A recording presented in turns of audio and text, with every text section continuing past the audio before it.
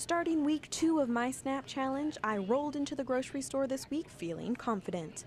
This time around, I have Hy-vee Dietitian Andrea Shelley on my side. And in an effort to make my meals a little healthier, our first stop this shopping trip is the produce department. Typically, you're going to find the best buys on things that are in season, but you really want to pay attention to things that are in the ad and that are in season. You're going to get the best bang for your buck, and if they're in season, they're going to taste better. Lucky for me, raspberries are on sale this week, so I grabbed some of those and they look great. But raspberries weren't my only option. Andrea had another great suggestion for getting fruit in my diet at a low cost. So I know you said you were always on the go, so bananas are excellent for that because you can just take it, peel it, eat in the car while you're walking. Not a hassle at all. You can also pair it with your peanut butter that I know you already have. Yes.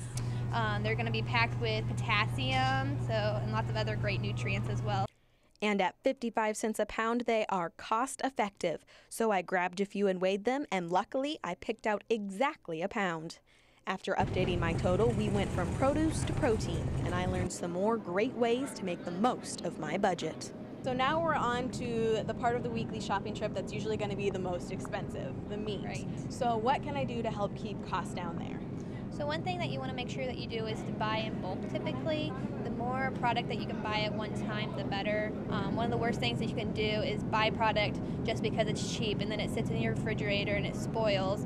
Because if it's just you or maybe 2 people, buying in bulk is going to be too much for the 2 of you to eat before it goes outdated and you end up throwing away money. So just take part of it, wrap it in a little bit of freezer paper, throw it in the freezer, and it's good for a really long time. Since pork chops were on sale this week, that's what I went with, and the main part of my meals was taken care of. And my total was still only $7.42. So the shopping continued as we added other essentials like milk, eggs, and butter to the cart. I even got a few snack foods to get me through the week. After adding up those prices, I was still in pretty good shape. Well, I'm doing pretty well on my budget, which means I should have enough money to get some potatoes, one of my favorite things. So can you tell me a little bit about this particular kind of potato? All right, so this is actually the Hy-vee one-step potatoes. All the proceeds from these potatoes go towards making community gardens. So great way to give back. Potatoes, if you eat the skin of them, are going to provide some great nutrients, fiber, which again is going to keep you full. Sometimes the potato gets kind of a bad rep because it does have carbohydrates in it. Yes. But if you're eating it, in portion sizes as a side, or the whole potato as your main part of your meal, then it's a great option. Even after the potatoes, I was still under budget. And with the leftover money from my last shopping trip, I was able to splurge and get my caffeine for the week. But then it was really time to put my math skills to the test. At checkout, I could tell I got even more groceries this time around, and my total only came to $32.57.